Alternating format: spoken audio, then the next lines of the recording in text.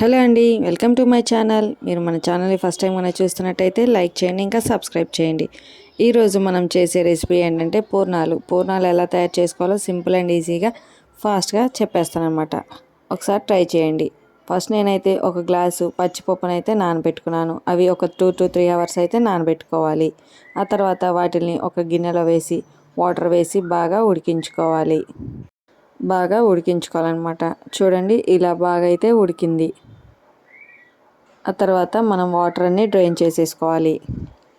అలా డ్రైన్ చేసుకున్న తర్వాత పప్పు గుత్తి తీసుకొని కొంచెం దంచుకున్న తర్వాత అందులో బెల్లం, యాలకుల పొడి, కొంచెం ఉప్పు వేసుకొని బాగా కలుపుకోవాలి. ఆ తర్వాత లాస్ట్లో కొంచెం ఎండు కొబ్బరి పొడి వేసుకొని ఇలా గట్టి పడిన తర్వాత ఇంకా ఆరబెట్టుకోవాలి కొంచెం సేపు.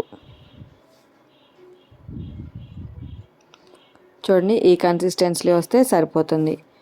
తర్వాత లాస్ట్ ఒక స్పూన్ నెయ్యి అయితే వేసుకొని ఒకసారి కలుపుకొని ఇంకా చల్లారబెట్టుకోవాలి. ఆ తర్వాత పైన పోతపిండి ఎలా తయారు చేసుకోవాలో చూద్దాం. ఒక గ్లాస్ మినపప్పుకి ఒక గ్లాస్ బియ్యం అయితే వేసి ఒక 4 అవర్స్ పాటు నానబెట్టుకొని మిక్సీ వేసుకున్నాను. తర్వాత అందులో ఒక 2 స్పూన్స్ సూజీ రవ్వ అంటే బొంబాయి రవ్వ వేసుకోవాలి. తర్వాత అందులో కొంచెం సాల్ట్, పంచదార కూడా వేసుకొని బాగా కలిపి ఒక పక్కన పెట్టుకోవాలన్నమాట.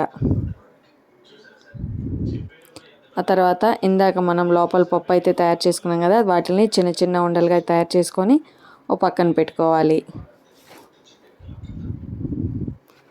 ఆ చిన్న చిన్న ఉండల్ని ఈ దోశ పిండిలో వేసి అలా పైనంతా డిప్ చేసి తర్వాత వాటిని వేడివేడి నూనెలో అయితే వేయాలి. ఒక్కొక్కటిగా వేసుకుంటూ ఉండాలి. ఇవి వెంటనే కలిపేయకూడదు అనమాట. ఒక 2 మినిట్స్ తర్వాత కలుపుకోవాలి. లేదంటే ఆ పూర్ణాలు అనేవి విరిగిపోయి ఆ పిండి అంతా నూనెలోకి వచ్చేస్తుంది. ఇలా గోల్డెన్ కలర్లోకి వచ్చిన తర్వాత ఇంకా తీసి సర్వ్ చేసుకోవడమే. పూర్ణాలకి ఒక హోల్ పెట్టుకొని అందులో నెయ్యి వేసుకొని సర్వ్ చేసుకుంటే టేస్ట్ అయితే చాలా బాగుంటుంది. ఒకసారి ట్రై చేసి కామెంట్ చేయండి. ఈ వీడియో కనుక మీకు నచ్చినట్టయితే సబ్స్క్రైబ్ చేయడం మాత్రం అసలు మర్చిపోవద్దు. Thank you for watching.